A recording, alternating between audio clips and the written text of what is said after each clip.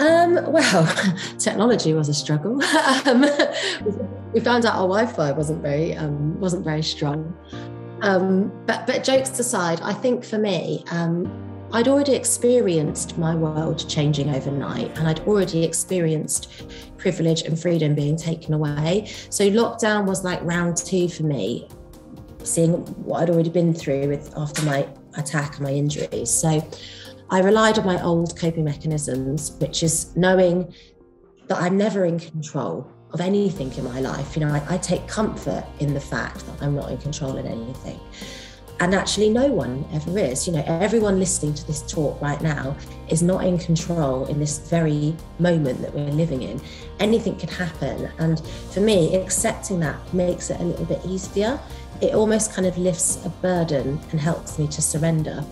I think all of us get to a point in our lives, and I've been at this point, where we have to let go of what we thought should happen and actually live in what is really happening. And that is the secret. So when you start living, you know, if you ask the question, well, when do people really start living? I have to say to you, sadly, it's when they start dying. You know, you see people making bucket lists, fundraising pages, when they know life has been interrupted abruptly and is going to be shortened. And that is all because we have this obsession with being in control. And I think this last year was a lesson for everybody that our normal seemed so far away. Everything we knew seemed so far away. And I think, you know, you can create fake control, which is sometimes healthy. Like I'm talking about my running, that makes me feel in control. Tidying up the cupboards, decluttering, that gives me a sense of sort of, you know, control and peace and harmony.